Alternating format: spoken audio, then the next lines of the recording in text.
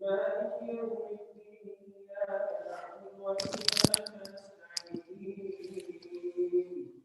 اهدنا الصراط المستقيم صراط الذين أنعمت عليهم غير المغضوب عليهم ولا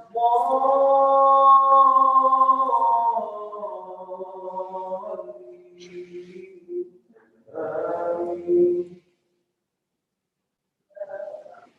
آمن الرسول بما أنزل إليه من ربه والمؤمنون كل آمن بالله وملائكته وكتبه ورسله لا نفرق بين أحد من رسله وقالوا سمعنا وأطعنا غفرانك ربنا وإليك المصير لا يكلف الله نفسا إلا وسعها لها ما كسبت وعليها ما اكتسبت ربنا لا تؤاخذنا إن نسينا ربنا ولا تحمل علينا إصرا كما حملته على الذين من قبلنا ربنا ولا تحملنا ما لا طاقة لنا به واعف عنا واغفر لنا وارحمنا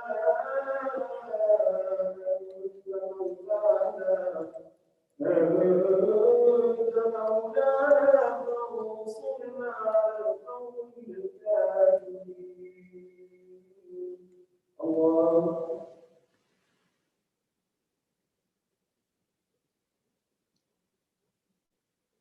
سمع الله لمن حمده الله أكبر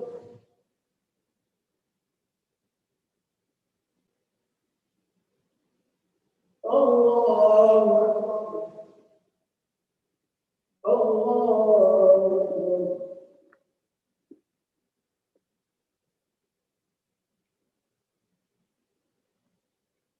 الله أكبر الحمد لله رب العالمين الرحمن الرحيم مالك يوم الدين إياك نعبد وإياك نستعين اهدنا الصراط المستقيم صراط الذين أنعمت عليهم غير المغضوب عليهم ولا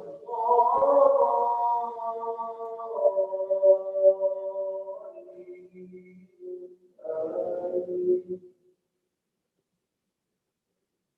والضحى والليل إذا سجى ما ودعك ربك وما قلى وللآخرة خير لك من الأولى ولسوف يعطيك ربك فترضى ألم يجدك يتيما فآوى ووجدك ضالا فهدى ووجدك عائلا فأغنى فأما اليتيم فلا تقهر وأما السائل فلا تنهر وأما بنعمة ربك فحدث الله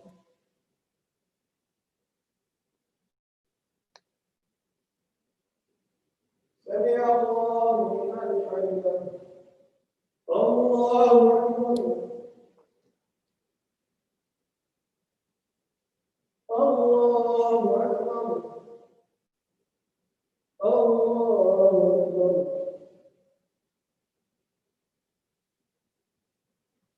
الله أكبر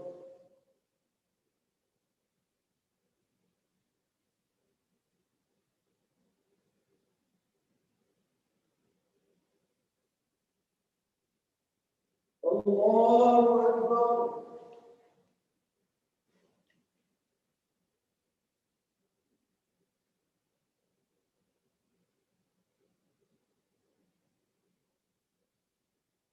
الله أكبر. سمع الله لمن حمده. الله أكبر. الله أكبر. الله أكبر.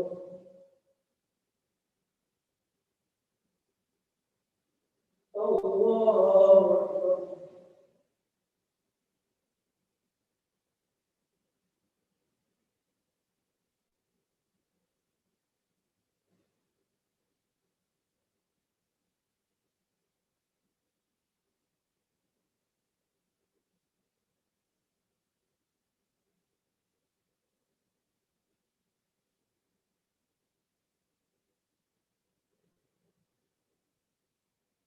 السلام عليكم ورحمة الله. السلام عليكم ورحمة الله.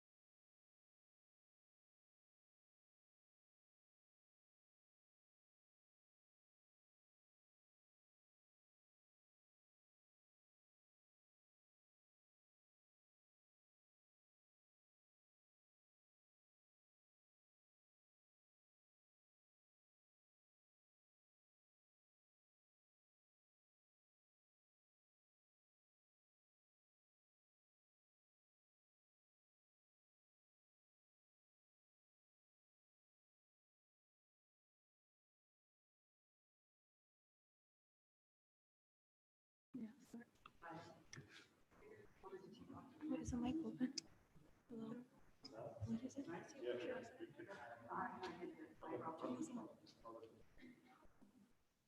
Hello? Daniel? Okay, so if you're done putting some down, we can get started, inshallah. Everyone on Zoom, hi. Okay, Bismillah. Salam everyone. Welcome to the University of Michigan and FIC College Halaqa Collab event. Okay. Alhamdulillah, we're able to do this event in person. And I love seeing you guys' faces. It's been a long time. I don't know about you guys, but this is my first time being in the masjid since quarantine. So, and while we're so grateful to be here, there are a couple of rules that we have to follow. People on Zoom disregard. But you need to keep your mask on at all times. And as long as you're in the building, you need to social distance. So girls like try to split up. Okay, so our topic today is Belal radiallahu anhu to Emmett till Islam and universal justice. As many of you guys know, our nation is facing many crises at the moment, if that's a word, and social injustice is a big one. So our speakers today are Dr. Khalid Hamoud. He was an OG Flinter. He went to Carmen, U of M Flint, right? Yes. Yeah, U of M Flint. MSU, man. Oh, MSU, yeah. And he's currently a radiologist, and he moved to Boston, Massachusetts for a while until his hijrah back to Flint. So we're so happy that he moved back, and as a community, we're really blessed. And not only did he come back, alhamdulillah, he was really involved and part of the youth. So Dr. Khalid Hamoud has a vast Islamic knowledge, and being born here, he is able to sort of relate to the youth and guide us to what to do during this time. So I'm going to pass the mic to you.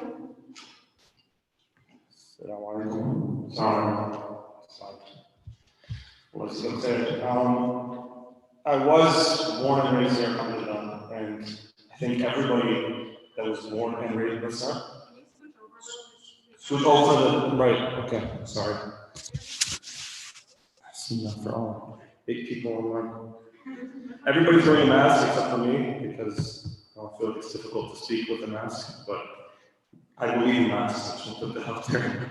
But it's very important for all of us, inshallah, are going to do great, amazing things. Like we go to, engineering, medical school, we go into the arts or anything, to remember where you came from. I love my time in Boston, alhamdulillah, but always in the back of my mind, I was saying to myself that I have to come back. I have to.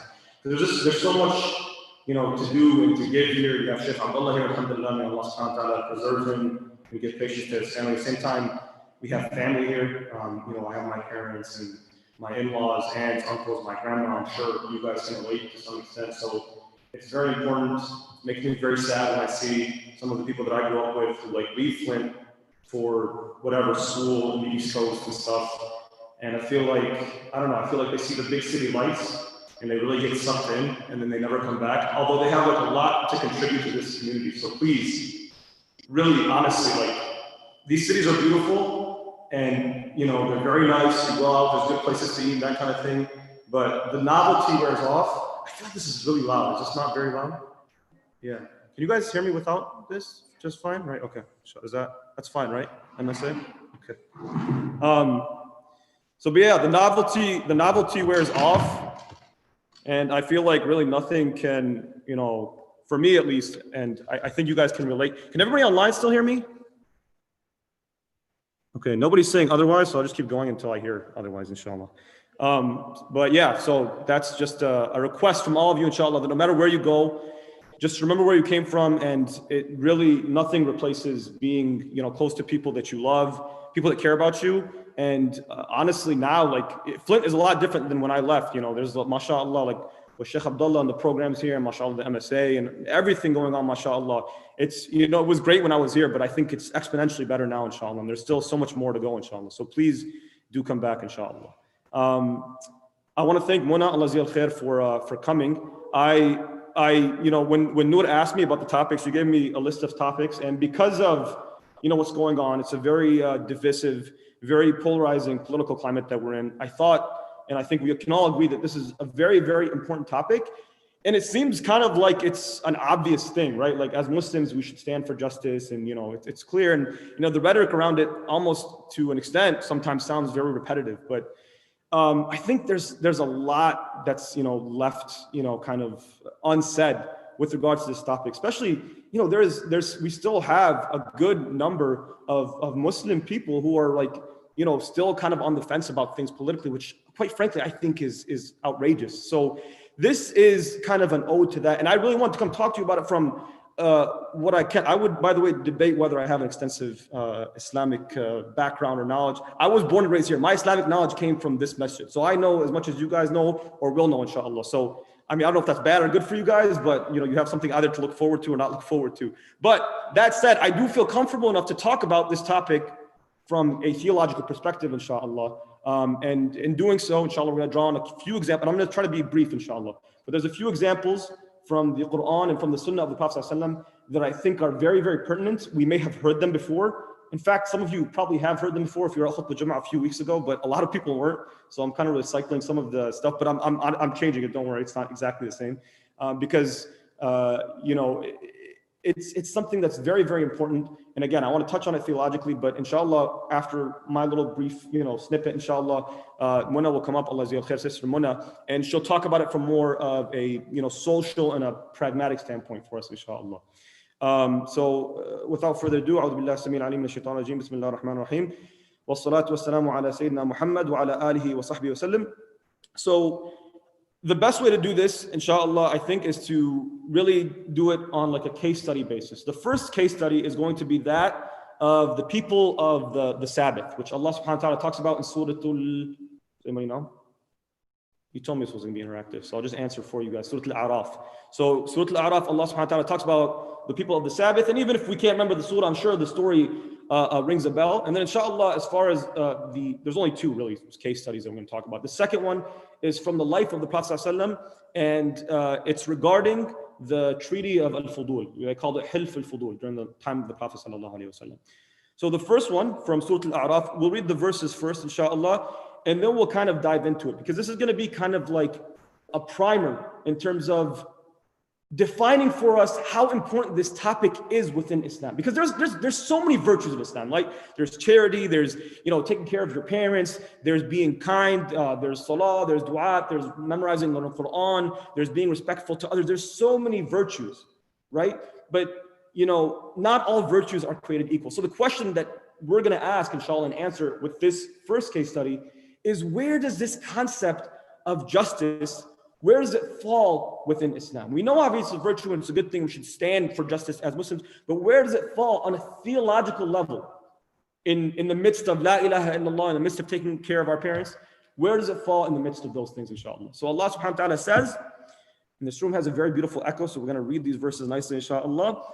واسألهم عن القرية التي كانت حاضرة البحر إذ يعدون في السبت إذ تأتيهم حيتانهم يوم سبتهم شرعا ويوم لا يسبتون لا تأتيهم كذلك نبلوهم بما كانوا يفسقون وإذ قالت أمة منهم لم تعظون قوما الله مهلكهم أو معذبهم عذابا شديدا قالوا معذرة إلى ربكم ولعلهم يتقون فلما نسوا ما ذكروا به أنجينا الذين ينهون عن السوء وأخذنا الذين ظلموا بعذاب بئيس بما كانوا يفسقون.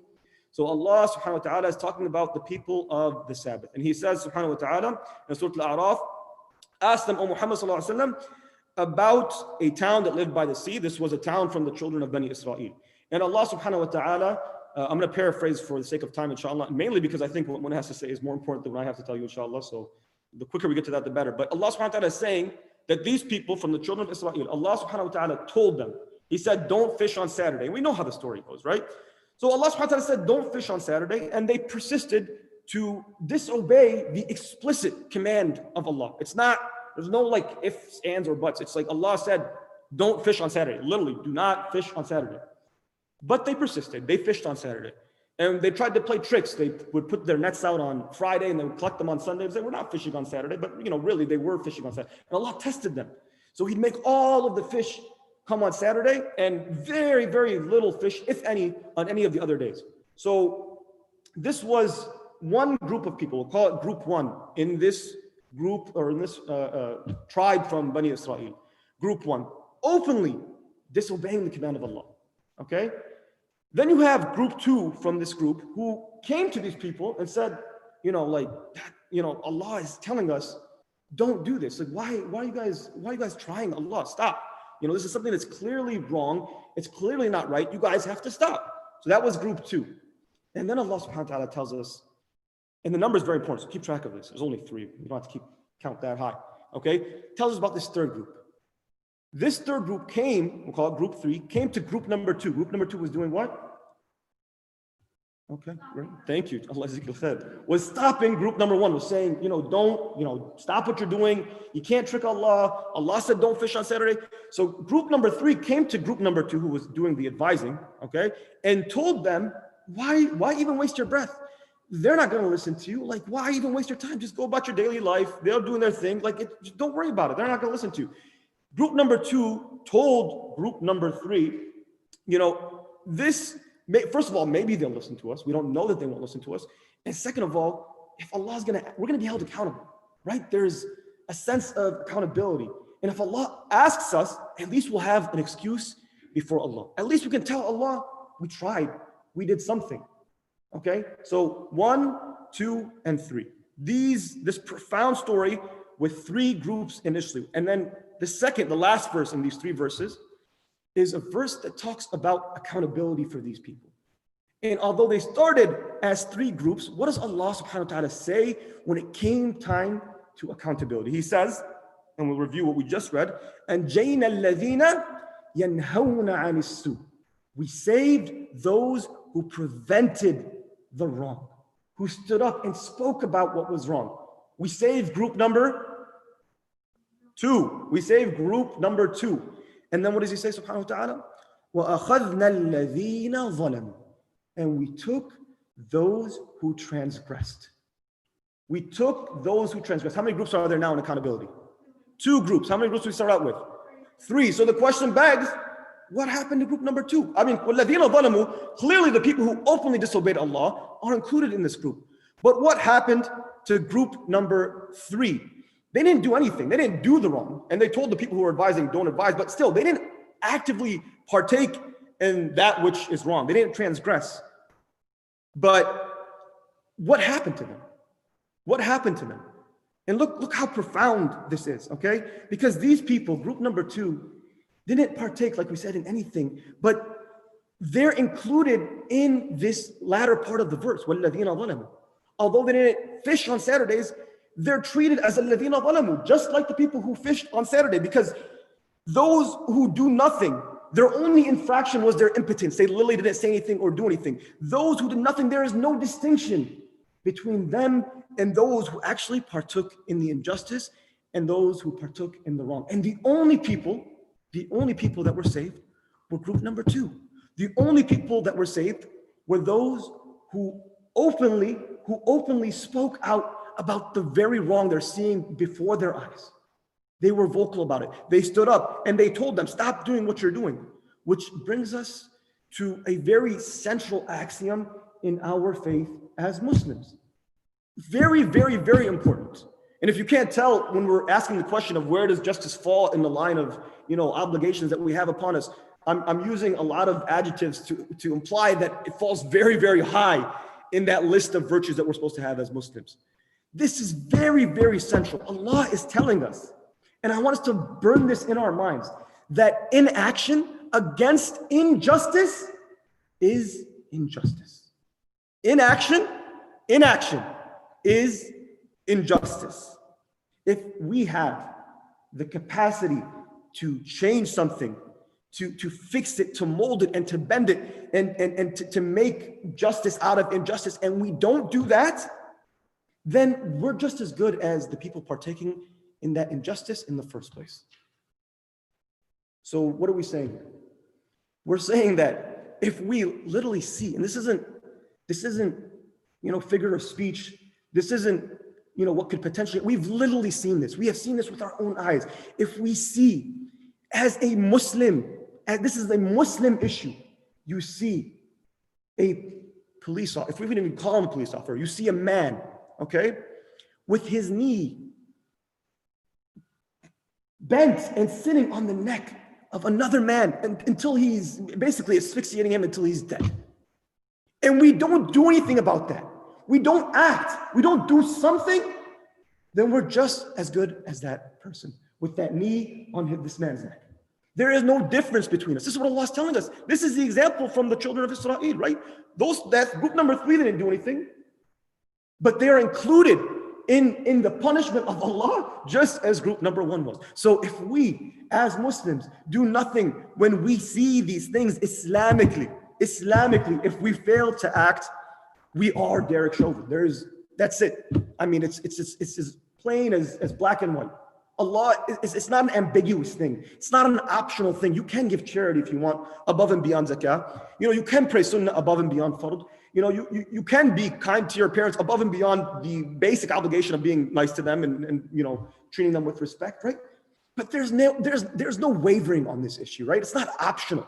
You can't just stand for, it's not an optional thing to stand for justice. As Muslims, as believers, we can't be passive spectators of injustice. It just doesn't exist. Allah subhanahu wa ta'ala says, يا أيها الذين آمنوا كونوا قوامين بالقسط شهداء لله ولو على أنفسكم أو الوالدين والأقربين. And this is a nice ayah because it's brought up every time we go to these rallies and people hear. It's kind of like when we do interfaith events, everybody always likes to recite from Surah Al-Hadid. What's the ayah? وَجَعَلْنَاكُمْ Exactly. We created you tribes and nations so we get to know one another. In the same vein, anytime we have some kind of rally standing up for justice, everybody reads this verse. As believers, Allah said, "Kunu qawam." Listen to if we actually break it down and pay attention to the power of what Allah is telling us in this verse, it's honestly mind-blowing. Let's break it down for a second. Allah is saying, "Ya ayyuhalladhina amanu," very common way to start a verse, okay? "O you who believe." People pass by this word like it's nothing, but it's huge. It's unbelievably spectacular. Like you can't even, we can try to describe it, but I don't think we can really capture the true meaning of it. Allah says, what's this word I'm talking about? Kunu. Kunu. A lot of people speak Arabic. What do you think when you hear kunu? What does that mean? Be. Does that remind you of any other verse? Where else is there this profound statement of kun, be? Can anybody think of a verse? It's repeated multiple times in the Quran. Kun fayakun, right? The inception of creation, right? Allah subhanahu wa ta'ala says, kun fayakun. When Allah says kun, is He giving the universe an option to come into existence? No, Allah is giving a mandate to the universe to instantaneously just come into existence. Allah is giving the universe a command. There's no options. It's not if you feel like it, come into kun fayakun. This same kun that Allah uses in kun fayakun, Allah is telling us, Ya ayyuhalladhina amanu. Look how powerful this is. Kunu, the second huge word in this verse, qawwameen. Qawwameen. Be qawwameen. Not just standing up for, because that's qawwam, like yaqum, qama, taqum. People use it in that, and it does come from that origin, but qawwameen is ism tafdeel. It's a description that's even more than that. It implies consistency. It implies constancy. Be always consistent in standing firm, almost implying regardless of the situation. Bil qist, for justice, for qist. So Allah subhanahu wa ta'ala is not saying, okay, you believe, you call yourself Muslim, alhamdulillah. If you see an injustice and it happens to be a convenient cause for you, like, I'll just be frank about it. And I think Muna will touch on this inshallah as well. Syria or Palestine or Sudan or Yemen, which we should stand up for those causes. I'm not trying to belittle them whatsoever. Okay. But Allah subhanahu wa ta'ala is saying that it's not optional. You don't get to pick and choose just when it's your people or people who look like you or where your parents came from. That's when you stand for justice. Allah is saying that as a Muslim, as a believer, it is a mandate. It is a mandate. It is a requisite for you to stand firmly and consistently and constantly for justice. Justice and faith. That's what Allah is talking. You can't have one without the other. So when Abu Bakr radiallahu anhu, when he sees Bilal ibn Rabah, may Allah subhanahu wa ta'ala be pleased with them both, when he sees him being tortured, and Khabbab and Ammar ibn Yasir, many other companions, we'll focus on Bilal because he seems to be, the most noteworthy companion in this regard as far as the seerah is concerned. When he sees him under that hot Arabian sun, under that, burning desert sand, it's like a stove top, that huge boulder on his chest, and he sees him young. Ahadun ahad. He's compelled to help him. Not because he's Muslim, not just because he's Muslim. Not just to give da'wah to the kuffar that are there, right? He's compelled to help him because he knows this ayah. He knows Allah is telling him, you are mandated as a believer to stand up for justice, regardless of the circumstance. Regardless of the circumstance, regardless of who the victim is, even if it's your own kith and kin, of which, Quraysh, the people who were torturing Bilal, radiallahu anhu, they were his family. He was from Banu Taym, radiallahu anhu. These were his kith and kin, literally. These are his people. But he's mandated to stand up for Bilal because this is a requisite from Allah. It's obligatory. It doesn't matter what the situation is. And I really don't think, and I hope you would agree, that it's very far-fetched to think that Abu Bakr radiallahu anhu would have a similar reaction to the death of Emmett Till. I really do not think so. I think the same thing that moved him to save Bilal would move him to do something about Emmett Till or George Floyd or any of the other names. It's such a sad time we live in that you can literally pick a name out of a bucket and you could have your victim. I do not think that Abu Bakr would have a dissimilar reaction because he is the epitome, as we should be, of the hadith of the Prophet ﷺ when he says, "Man ra'a minkum munkaran," what? Very non-interactive. "Man ra'a minkum munkaran, falyughayyirhu biyadihi." There you go. بيده فإن لم يستطع. What's next? بلسانه فإن لم يستطع فبقلبه وذلك أضعف الإيمان. This Abu Bakr understands this, right? When the Prophet ﷺ is saying that if you see a wrong, if you see an injustice, you have to try to change it. If you can change it with your hand, if you can go out and protest or whatever, and that's effective. I'm not here to talk about the pragmatic way of doing that. I'm talking about it from a theological perspective. You have to try. If you can't change it with your hand and you can change it with your tongue, then change it with your tongue. If you can't change it with your tongue, then at least in your heart say, Ya Allah, this is terrible. I don't know what to do, Ya Allah, and remember them in your dua. Why do we only make dua for people I'm talking to myself, for people of Palestine and people of Syria and people of Sudan and people of Yemen and the Uyghurs of China? We should make dua for the African-American community in our own country. And I think this is a very great way, pragmatically, on a spiritual level, to remind ourselves. We're making dua for our parents, we're making dua for Syria, we're making dua for the people who we know are imprisoned. I have personal family members that I know are imprisoned in other countries for that matter, and I make dua for them. I make dua for my dead relatives. I make dua for my dead friends, okay? I make dua, Ya Allah, please lift this hardship on the African-American community in this country. Lift the hardship on the destitute community in this country, on everybody, Muslim and non-Muslim, Ya Allah. This is who Abu Bakr radiallahu anhu was, and this is what we should strive to be. And if we don't, we will be held accountable. This isn't an option, okay? Just like the people of the Sabbath were, if we don't act, we will be included in the injustice. Even though we didn't hold the whip per se, Allah will treat us like we held the whip. It doesn't matter. And we'll be asked. We'll be asked about our faculties, about our free time, about if we can speak, about our speech, if we have time, about our money, if we can give money, about everything we will be asked. Allah subhanahu wa ta'ala says, إِنَّ السَّمْعَ وَالْبَصَرَ وَالْفُؤَادَ كُلُّ أُولَٰئِكَ كَانَ عَنْهُ مَسْئُولًا. You will be asked about everything.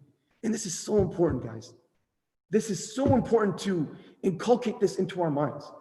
Because just as we will be asked about Palestine, we will. Allah will ask us. Umar ibn Khattab opened up Quds. He literally opened up Jerusalem for the first time, okay, when he was Khalifa, radiallahu anhu. And his people came, he was Khalifa, and he was crying. And they told him, Ya Amir al-Mu'minin, why are you crying? Why are you sad? This is a happy occasion. And in fact, if this happened today, if Muslims regained Jerusalem and Quds and Sham, it would be amazing. Okay? He said, ماذا نقول لله إِذَا سَأَلَنَا مَاذَا فَعَلْتُمْ بَعْدَ رَسُولِ اللَّهِ. What are we going to say to Allah if He asks us what we have done after the Prophet ﷺ? What is He going to, we're going to be held accountable. What are we going to say to Allah? What are we going to say to Allah? Allah's going to ask us about Palestine just as He'll ask us about Emmett Till, who was killed at 14 years young in this country of ours. Allah will ask us, يا أيها الذين آمنوا كونوا قوامين بالقسط. just as we will be asked about the Uyghurs of China, Allah will ask us about a black man who was shot 7 times in the back in this country, regardless of his background and his circumstance, in this country of ours, in this country that we call home. Allah will ask us, He will tell us, I told you, يا أيها الذين آمنوا كونوا قوامين بالقسط. just as we will be asked about Syria and the persistent injustices that are happening in Syria, Allah will ask us about an African-American man who was kneeled on until he had no breath left in this country of ours. وَقِفُوهُمْ إِنَّهُمْ مَسْئُولُونَ. Allah says, stop them and ask them. Injustice is injustice, whether it be against Muslims or anyone else. And as believers, we must live by the cardinal principle that inaction against injustice, regardless of who the victim is, inaction against injustice is injustice. Inaction is injustice. And finally, I want to be very quick with this. I got a little carried away with the first case study. The last case study, inshallah, just to bring it home within, inshallah, less than 5 minutes, is the story of Hilf al-Fudul. Is anybody familiar with the story of Hilf al-Fudul? Or, roughly? Okay, good. So that means I can say something that somebody doesn't know. It's always a good feeling. Alhamdulillah. Hilf al-Fudul. So this is a story in Mecca that happened. This happened 20 years after Am al-Fil, the year of the elephant. What was so significant about Am al-Fil? As Muslims, what was so significant about Am al-Fil? Come on, guys. Okay, yeah, the Kaaba. So, but then what else happened that year that was amazing? The Prophet ﷺ was born, exactly. So the Prophet ﷺ was born. And then what age did the Prophet ﷺ become a prophet? 40, right. So this is 20 years prior to the Prophet's prophet, prior to the advent of Islam. But it's happening nonetheless in Mecca. So the Prophet ﷺ was how old at this time? 20 years old. Allah Azza wa Jalla. So what happened was, Mecca used to be, as we all maybe have heard before, a trading place. It was on a major caravan route between essentially North Africa and the Byzantine Empire. And it was a nice, because there was Zamzam, there was water, people would stop by on their way. And sometimes people would go, especially just to trade in Mecca. So anyways, long story short, because I really do want to hear him when I speak.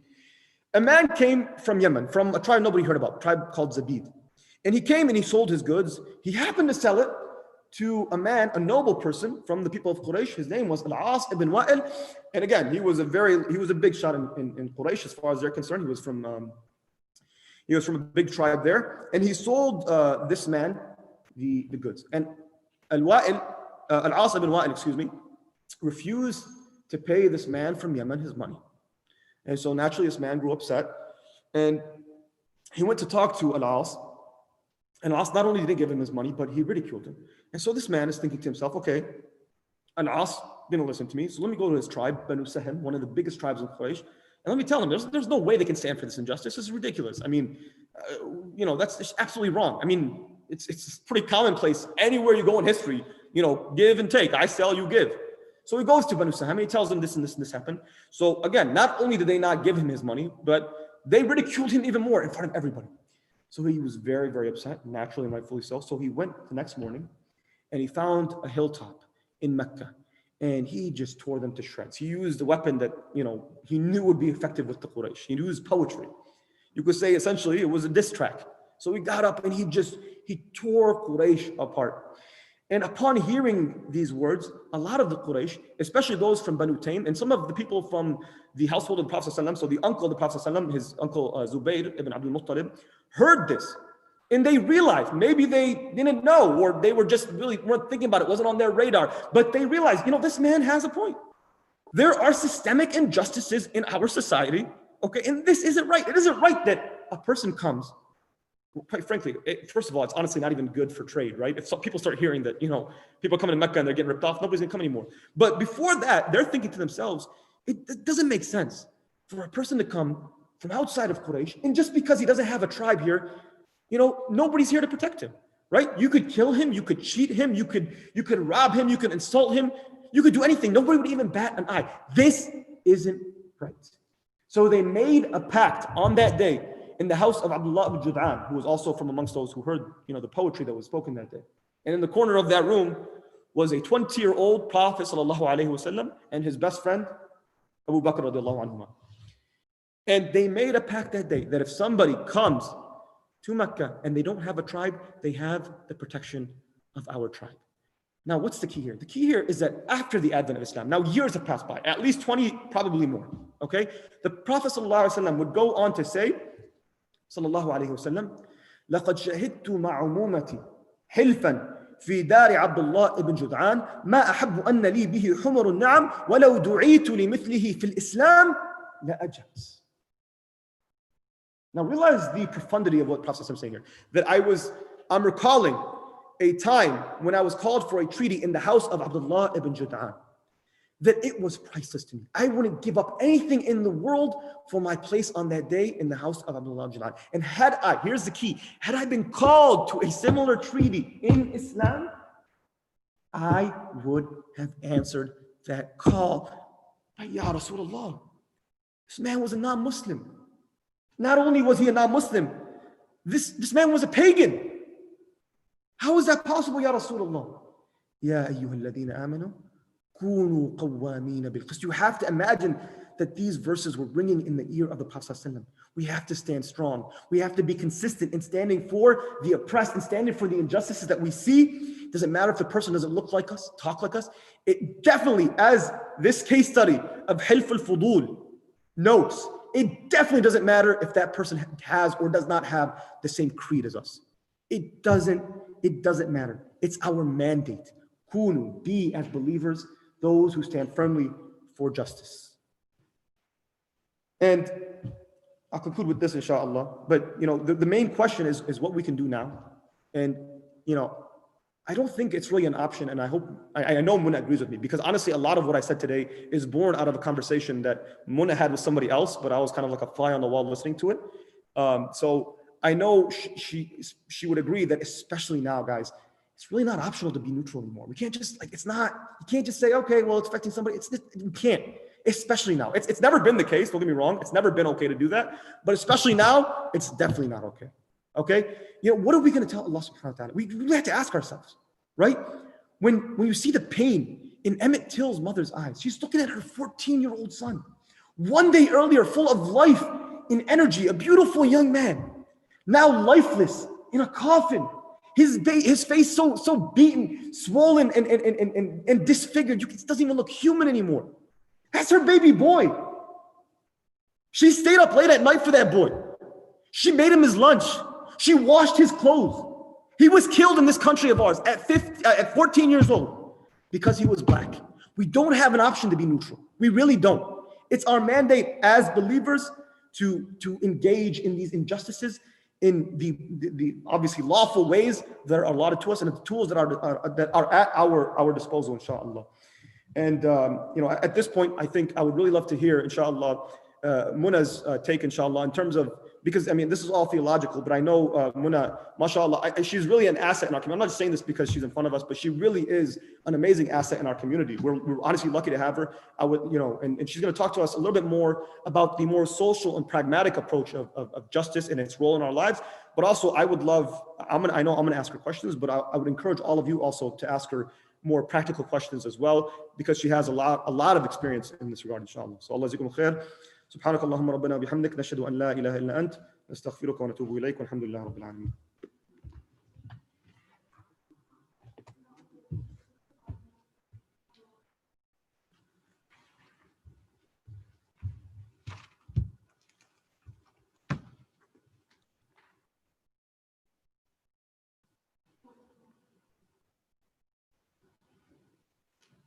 Is it working? No. Do I need it? No. Okay. Just like Khalid, I have a voice that carries. Assalamu alaikum, everybody. Bismillah ar-Rahman ar-Rahim. Rabbi shrah li sadri wa yassir li amri wahlul 'uqdatan min lisani yafqahu qawli. Thank you, Khalid, for including me in this invitation, and thank you, everybody, for coming. It's true, I haven't actually been to an event in the masjid since COVID. So this is kind of neat to experience. So, you know, he was dropping some knowledge for y'all, and he's great on that. And, you know, this is a deeper conversation, and it's the conversation that, you know, that he's talking about. You know, I get frustrated with somehow how we've gotten to the point where some Muslims believe that our religion is confined to worship.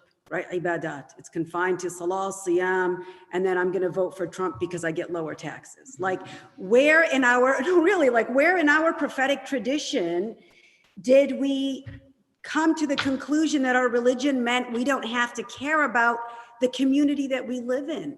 Like, I guess I don't understand how we got there. But anyways, I'm not here to talk about the religious stuff today. I'm here to talk about how did we get here? Like, I feel like sometimes even those of us that are involved in social justice, we feel like we're kind of doing a favor, right? Like, you know, it's my faith tells me that I have to get involved in social justice, and so I'm going to do it. Or I'm just a really kind and caring, charitable person, so I'm going to get involved in social justice issues. So I thought maybe we could unpack a little bit of our baggage and our history to see how we got here today. So I guess the first question I would ask is, how many of you don't believe, or how many of you do believe that social justice is part and parcel of our faith? Honestly, how many of you believe it is? Show of hands, since everybody's all messed up. Okay, good. So we got that issue out of the way. Secondly, how many of you are immigrants or children of immigrants? Lovely, 100%. No? Yeah, okay. I was like, I don't know, you look like a brown boy, but I can't tell because I only can see your eyeballs. So this is who I'm talking to today, is us as the Muslim American immigrant and children of immigrant community. So I guess the first question I would ask is, how many of you are familiar with the concept of model minority? I see Khawla, go a little bit. Yalla Khawla.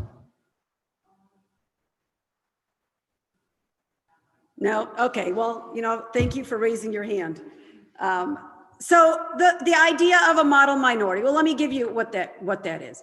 It's this idea that there's a group based on its ethnicity or its religion that's a model. Their families, they're two-parent households.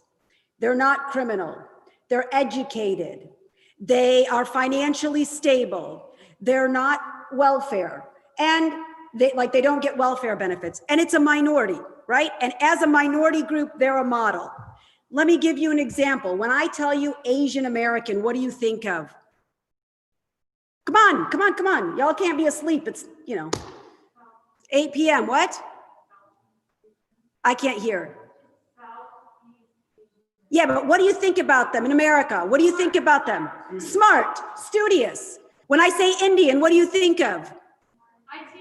IT, right? It's this idea. What do they call them? This initially started with Asian Americans, but it's something that it's used, the model minorities, for different groups of minorities. This idea that there is a minority that is very good. So you have the Asians, the tiger moms, right? Who their kids are in gymnastics and they're getting all A's in school. And the dads are a little bit nerdy and a little bit effeminate. They're the accountants and the engineers and the scientists, right? And so this idea that this minority is a good minority to emulate. Well, what's the problem with that? Well, a couple of things. One is, obviously, it's stereotypical. Two, it leads this minority to believe that this is their place. So you have all these smart Indians and Asians, but they're not actually represented in leadership at the level of their brains. They're not. And I can give you the example of the IMA of Flint, okay? I remember the last IMA event we came to, they said there was 152 IMA doctors. I think it's probably in the last 5 years that any of them have been on any positions of boards, quality assurance boards, I don't know, medical school, interviewing, all of these different levels. Why are we not there? This idea is that we have bought into as a minority, and this is generalizing, but I'm saying many minorities have bought into this idea that we are part of the engine of the car, but we're not driving that car, folks. But we are the ones that are making that car move. And what color is that car? It's white. We've bought into the white world, right? And so what this does with the model minority is it allows us, so this is what happens. Let's say Khalid Hamoud got off the boat yesterday, right? Khalid's an immigrant. Well, look at him. So look how educated. His wife is very educated. He has a nice house. He has children, mashallah, that are, going to private school. And look be a minority like Khalid. And Khalid sits up a little bit taller and he starts looking around, and what does he see around him? Look at these Black people. If they only worked as hard as I did, if they only pulled up their bootstraps, and if only they got their families together, they'd be able to live the American dream that I have. And a lot of our communities have bought into that. And what does that negate? It negates the fact that racism is systemic, institutionalized, that there is a system that is stacked against Black people that needs to be dismantled in order for them to have the same opportunities that we have. Okay, so the idea is that you look down on them and you say, if I can make it, then you can too. We didn't come from a history of enslavement in the US. My ancestors didn't fight for women's right to vote in 1920. My ancestors didn't fight for desegregation. My ancestors didn't fight for me to live in the neighborhoods that I wanted. My ancestors did none of that. So how come we are all enjoying this today? How are we all enjoying this today? Was that the Constitution? Did the Constitution say, by the way, all you Muslims, you're gonna get the same pass that all white people are gonna get? No, it was the struggles of the civil rights movement that got us all of those benefits. And folks, we have it today because of the tears, the sweat, the blood of Emmett Till, his mother, his community, and Black people today. So for us to think that we're just being charitable, if we are even aware and woke enough for social justice, it's not because we're charitable. We have lived these benefits. We have stood on the shoulders of the Black folks that have earned all of these rights for us. And yet somehow we don't feel like we owe anything in return. At the end of the day, we're gonna vote because of our tax cuts. We have to wake up and realize these things. So how did we get here, you and I? I do want to give you a little bit of history on immigration because I do think that this is very important to know. Every single one of you, how many of you, your parents or your grandparents came before 1965?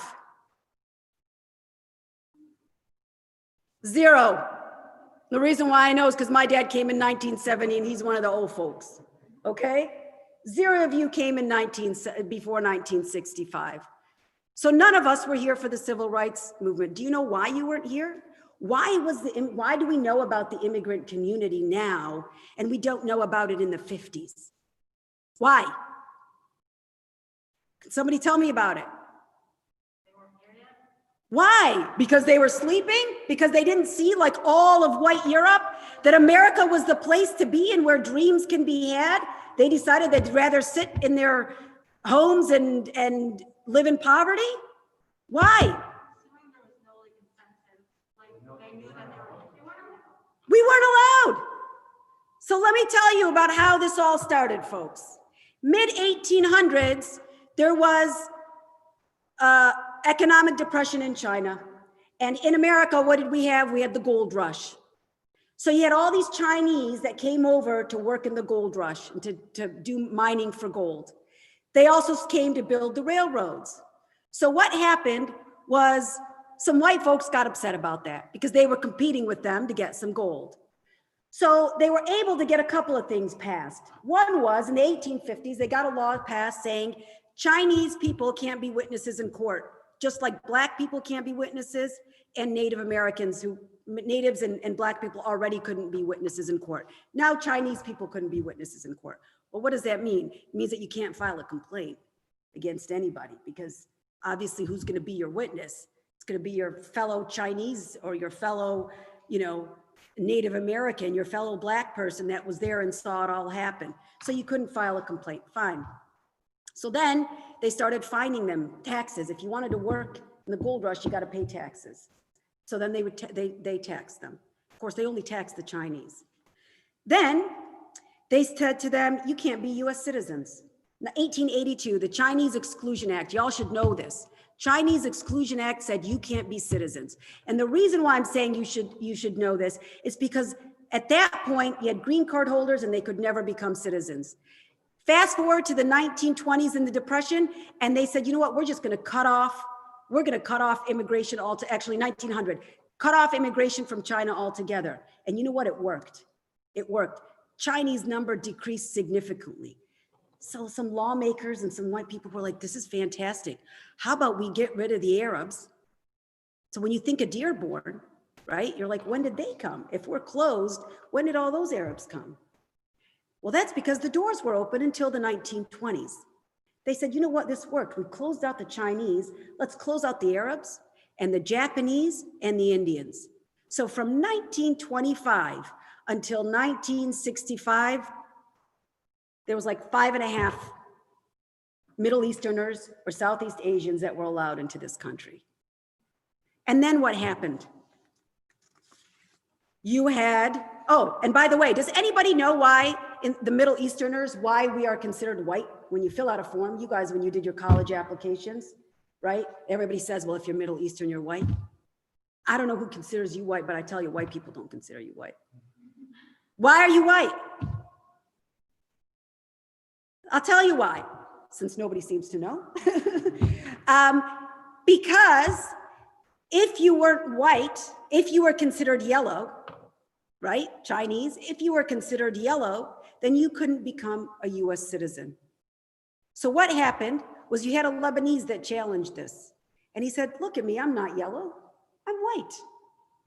It's actually, where's Rayan and Sarah? Amuta'an's great-grandfather.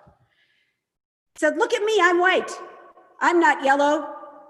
And then the court said, yeah, you look white. Lebanese look white. We're going to exclude you. So then what does that do? That makes us walk around, look at us, we're white. We're not like the rest of you, Shaharin, right? I'm like, we're superior. So it's crazy because the Immigration Act in 1965 is what finally opened the doors. It's why my dad came in 1970. It's why all of your parents and grandparents came after 1970. So what do you think happened? Congress decided, haram, let's let those Indians and those Arabs and those Africans and North Africans in. Is that how it happened? Do you think it's a coincidence that the Immigration Act was 1965? Hello, folks. We got here, in 1964 was the Civil Rights Act passed. It said, what? Employers cannot discriminate on the basis of race. There is no more segregation in public places. We already had school segregation handled in the 50s, but in public places, in housing, no more discrimination. That was because of the Civil Rights Movement. What else did you have? The Voting Rights Act. Every citizen has the right to vote, and you can't do literacy tests, and you can't have poll taxes to try to limit people's right to vote. And then you also had the Immigration Act. The idea was that the civil rights movement was about equality and not about discriminating. And this idea that we had immigration that discriminated against people of color outside of this country and allowing them in was unacceptable. I don't know how many of you people realize, but you are here today literally because of the civil rights movement. Without that movement, we would not have the Immigration Act of 1965 that opened the doors for us brown folks and our parents and grandparents to come to this country. But what did they do? I want to tie this into the model minority. What was the one condition with the opening of the Immigration Act? Skilled workers. You had to be somebody that had something that we wanted here in the US. You know, my dad tells me the story of how he got to America. It's insane. I'm an immigration lawyer. Dude, the hoops that you have to jump through. And it's really hard to get people here based on their own merit, on their own skill. Family is one thing, right? But getting here on your own skill is really difficult. My dad's like, Wallah ba'atat risale. I sent the letter and I said, hey, is there, so somebody told me there was a hospital that was hiring this, that, whatever. He came and he's sitting in Beirut. He's like, well, it took 2 months. I'm like, wow, that's so long. He sent a letter, you know, back then, right? Sent a letter, got a response, got on a flight and came over. They wanted skilled workers. And part of that matched up with the civil rights movement and this creation of this model minority. We came here, halaqa with Black people. And they have their own mashakil. And they have their own issues. If they only worked harder, they'd be able to be like us. So why am I discussing this? Because we have to understand that it's systemic. We got here when the system was challenged and when the system was changed. And when we look to our Black neighbors and our community in America, and we see what's happening, we have to understand that Black people are put in these situations because the system is stacked against them. And it's not accidental, ya alam. It's not accidental. The system was built to discriminate. And so that's where, jumping to Khalid, I believe we have an obligation to fix or to help alter that system. So I'm going to give 3 examples of what I'm talking about when I say systemic. Because people say, what does that mean? Oh, like, okay, whatever, you know, poverty and, you know, schools and affirmative action. No. Let's talk about, there's a million examples, but I thought y'all would fall asleep. Ahmed Zain promised me today that he was not going to fall asleep. Ya'tik al-afiyah, you're still wide awake. So I don't want you to fall asleep, so I'm just going to give you 3 examples. The first is Brown versus Board of Education, which is the Supreme Court decision on desegregation of schools. How many of you knew that? Brown v. Board of Education, yes, right? So, you know, the Little Rock 9, right? The 9 Black kids whose families agreed, ya haram, and they agreed to send them into the fire of going to public school and it being desegregated with white people. Well, let me tell you something. So everybody's like, oh, there you go. The schools got desegregated. Did they? Did they though? I recommend everybody to listen to Malcolm Gladwell's podcast on this issue because it's really fantastic. He brings up how the argument in the court by the family was not that, I know you guys didn't go to law school, but when you think of Brown versus Board of Education and desegregation, do you know what the court decided? Separate cannot be equal, right? Separate cannot be equal. Do you know that the family never made the argument of inequality? The family that challenged segregation never made the argument that Black schools were unequal to white schools. What they said was, there's this school across the street from me. Why can't I send my kid to that instead of having to take them all the way over to another school? That was the argument that they made. But at the end of the day, the Supreme Court couldn't just make a decision that everybody should have equal access. They came to the decision that somehow the Black schools are unequal to the white schools. And then what happened? Malcolm Gladwell points out how the desegregation that happened was with the students, and really what should have happened was it should have been with the teachers, right? Who influences students?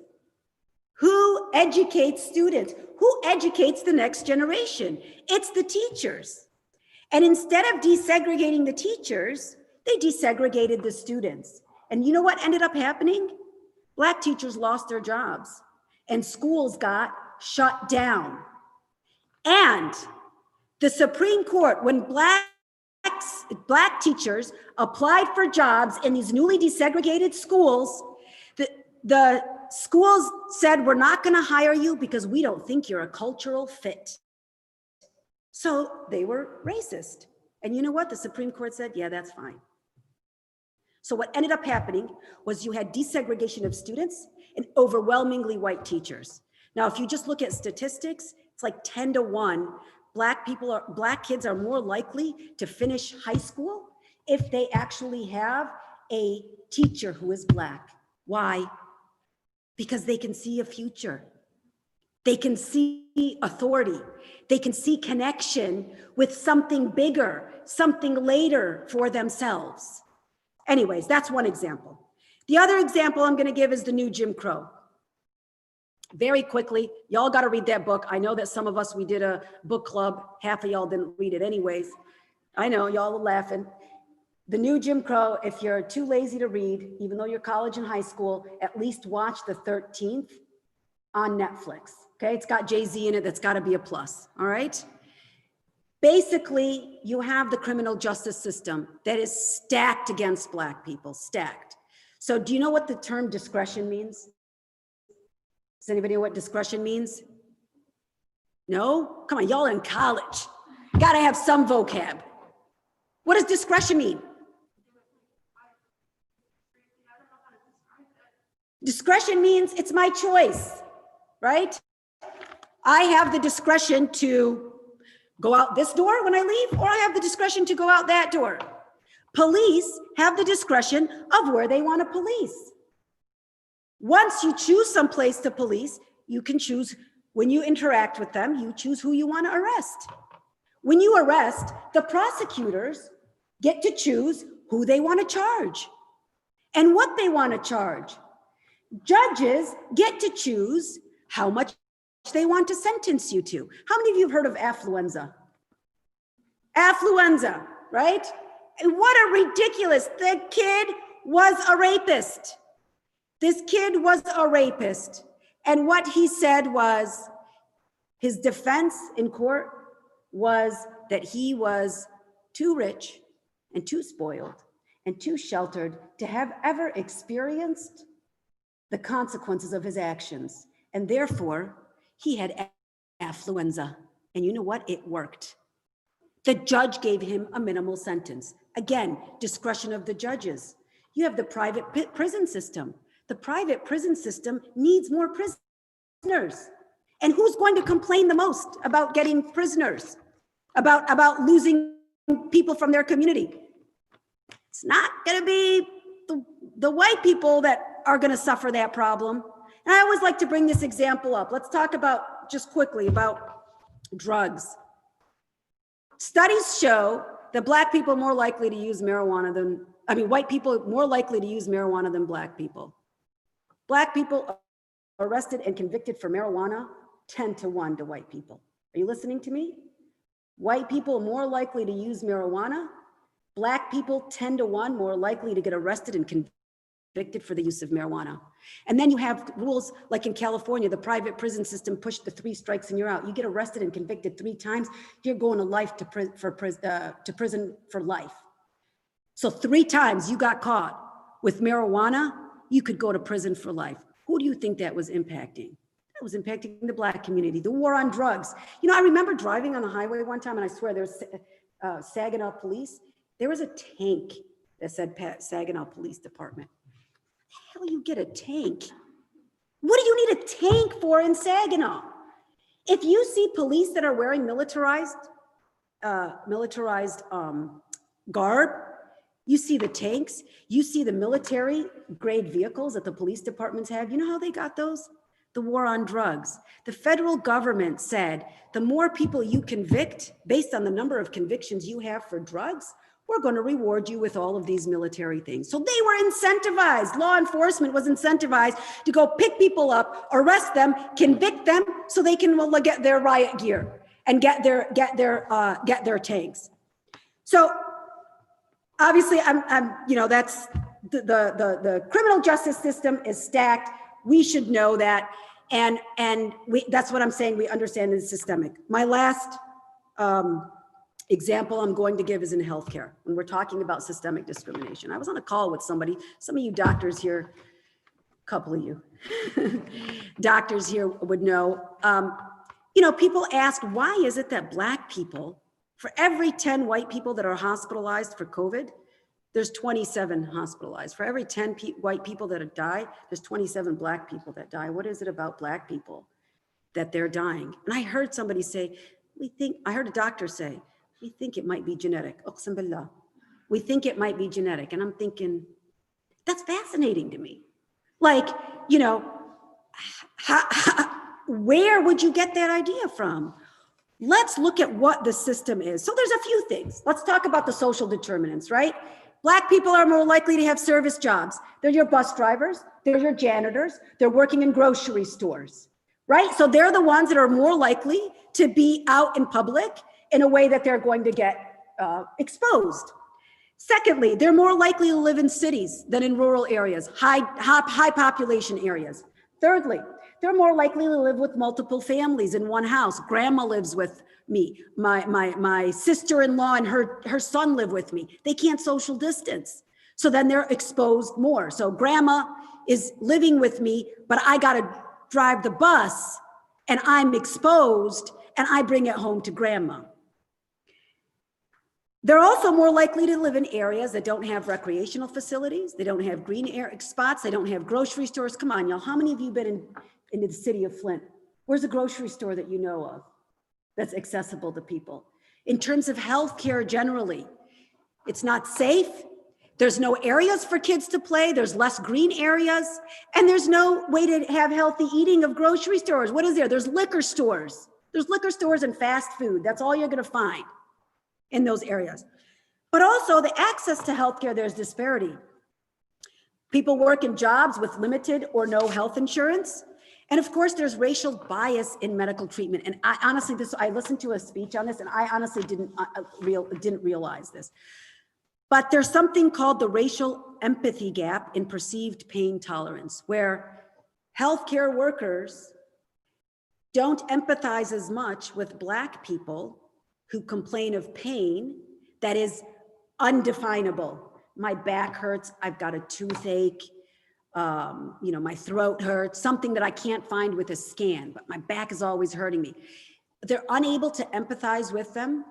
Studies show that 50% of Black people that complain of non-specific pain will get the pain medicine that they need for it, versus 100% of white people. Now, let me tell you, do you guys know what the opioid crisis is? Isn't it funny? Opioid crisis is a white people problem. And so it's being treated as a public health problem. And you know what? It should be. Drug use, if you're not a dealer, if you're abusing a substance, that's a health issue. It's a public health issue. It should be handled in a public health manner. Why don't we do that for Black people? For Black people, it was the war on drugs, and let's crack down on crack cocaine users. These are people sitting in the streets. But now that it's mainly white people that are addicted to painkillers, we're calling it an opioid crisis. Doesn't that sound so much better than the war on drugs? It does. Even in healthcare, we are seeing these discrepancies. The last example I'm going to talk about is there's a distrust of the medical system. How many of you guys saw when COVID happened, there was the French doctors on national television that said we should get vaccines and try them on Africans? Do you guys remember that? You saw it? It was a clip that went viral. On national TV, two doctors were like, absolutely, let's get these vaccines and let's try them on Africans. There's a distrust in the Black community for the healthcare system. And I'll just give you one example, the Tuskegee Project. How many of you guys know about the Tuskegee Project? Come on, did you guys take that in school, Ibrahim? In medical school, the Tuskegee Project. Tuskegee Project? Yeah. That's where they tried syphilis. Yeah, that one. Yeah, so this was, I can't remember where it was, but this was basically Black people, some of them had syphilis, which is an STD, and some of them did not. And they went assuming that they were going to get some treatment. What happened was those that didn't have syphilis got infected with syphilis, and those that did have syphilis didn't get treated with the treatment that was known. And this was a private project that was funded by the federal government. And it was supposed to last for 6 months. You know how many years it lasted? 40.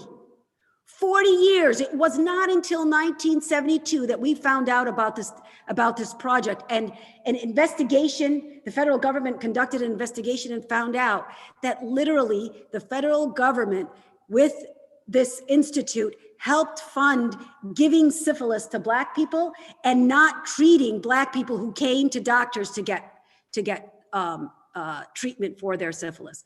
Okay, I know I've given you guys a lot of examples. All I'm trying to tell you is, and I could go on, the systemic racism, the systemic discrimination exists. We don't experience on that level because we benefited by their struggles and their sacrifices for equality for all colors that opened the door for our immigrant families to come here to this country. And so for us to sit here and say, we got it and we made it and look down our nose at others, we got here because of those others.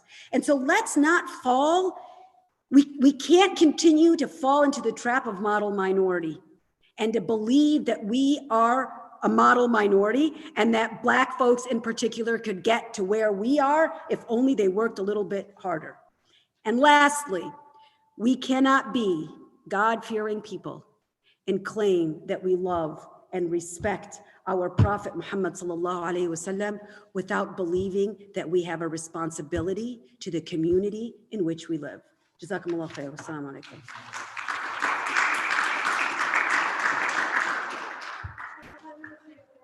Oh.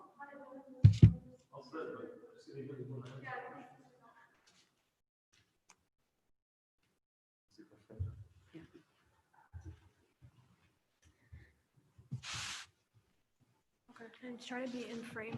Oh, okay, well, we'll be in Anyone frame have for a any little. questions? Nobody had any answers لحتى they have questions. No, you can put it in the headline. شو لحقني discretion? You're all in college. You need a vocab review. Anyone have any questions? Any experiences?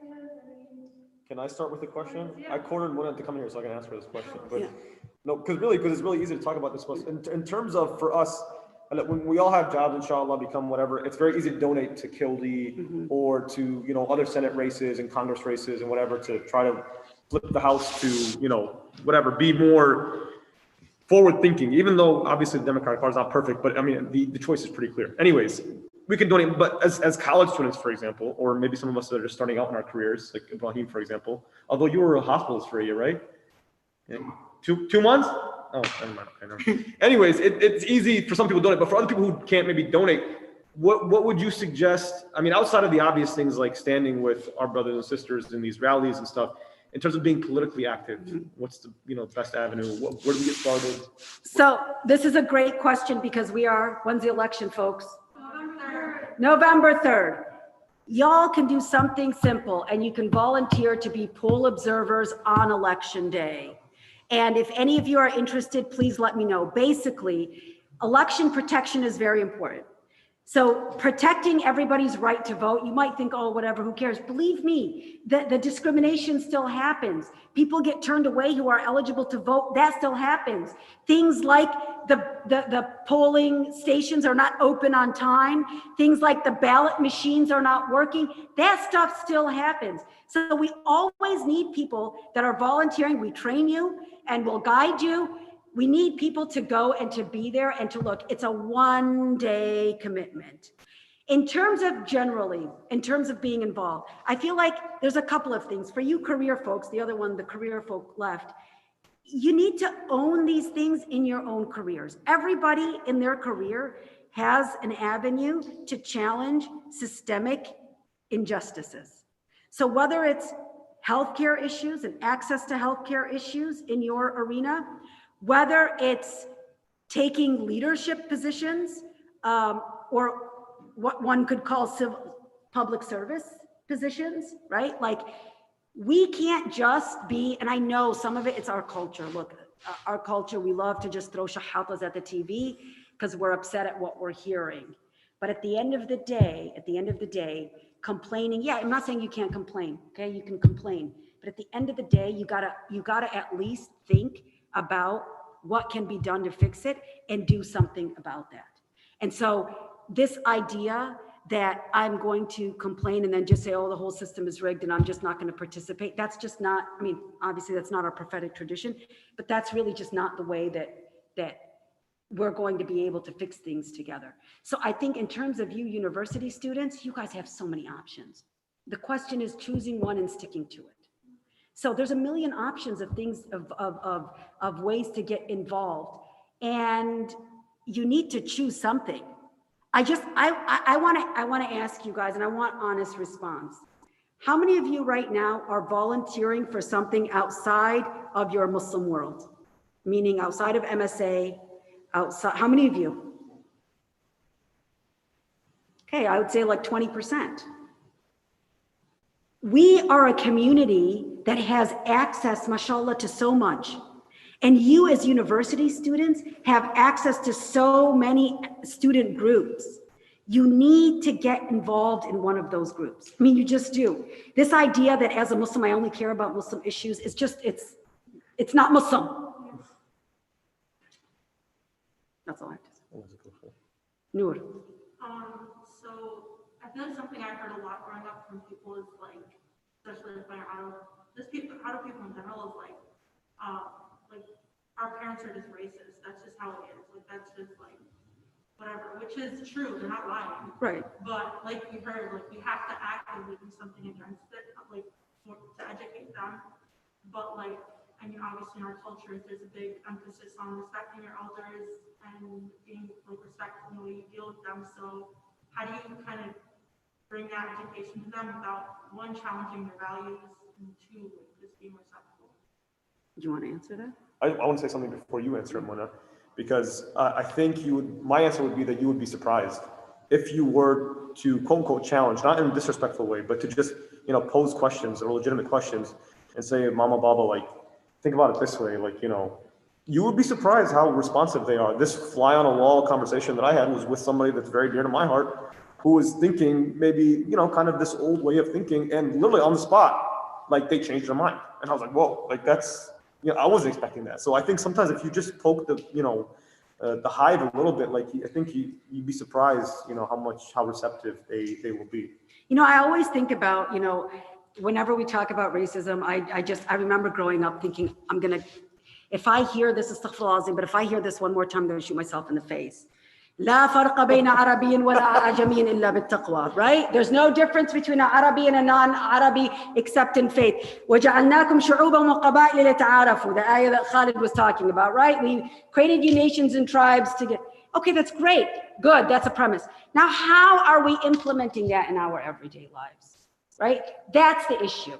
So I feel like you being able to change, the problem is that you can't be too triggered. We're in a political environment generally, whether it was now or before, but that really just racism for some of us just is a trigger for us. And so we have a tendency to jump, like when I was having that conversation, like Salli ala Nabi, and I'm like, Allahumma salli ala Sayyidina Muhammad, and then this, So it's sometimes we get like too. I was kind of scared, by the way, but it was good. Yeah, it was great. yeah.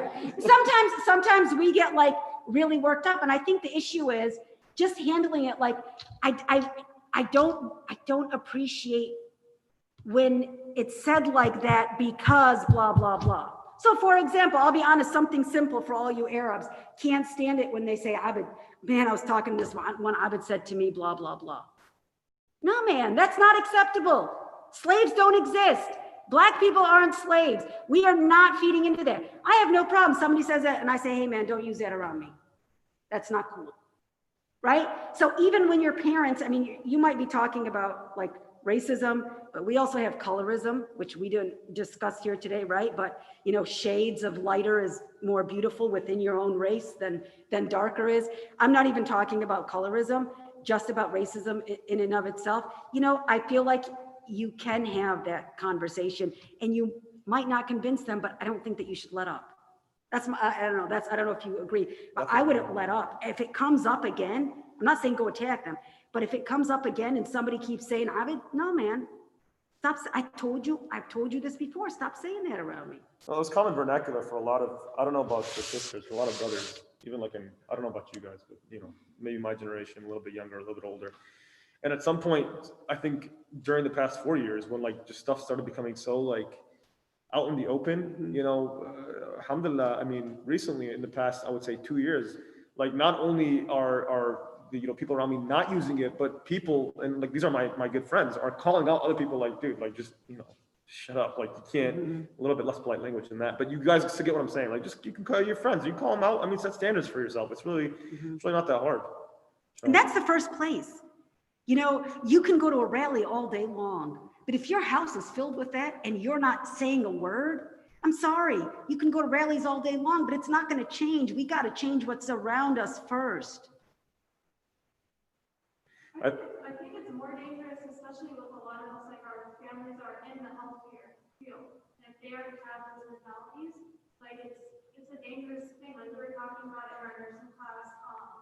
It didn't click with me, but there was a patient that I was taking care of, and his pacemaker was misfiring. And that's like, it's as if you're getting shocked by the way that. And the nurse straight up said, the doctor's not treating him properly because I know it's because he's black. But she never like took the steps to be like, okay, doc, like let's take care of him, let's do this. So you have to like I remembering that I like it's not with the hands of the tongue. Just do something. That's all you gotta do. one of the great examples actually is sickle cell disease. Sickle cell disease disproportionately, it is a genetic thing. It disproportionately affects black people, Africans and African Americans, obviously, because essentially, you know, they came from Africa to the to the U.S. to America. So the genetic, you know, code is still there. Sorry? 1 in 300 black people. Yeah, oh, that's a lot. Yeah, exactly. Thank you for, so 1 in 300, which is, if you think about it, that's like a lot. A lot of people, you know, even like, you know, celebrities. I know a lot of, for example, like, celebrities in movies or NFL players that I know that happen to be black have sickle cell trait or sickle cell disease. Anyways, point is, this literally feels like if you have like a bone infarct, for example, from sickle cell, it literally feels like somebody's taking your bones and just like crushing them. But, and I've actually dealt, when I was an intern at Hurley, I am a radiologist now, but I did do some clinical work at Buckingham, all right?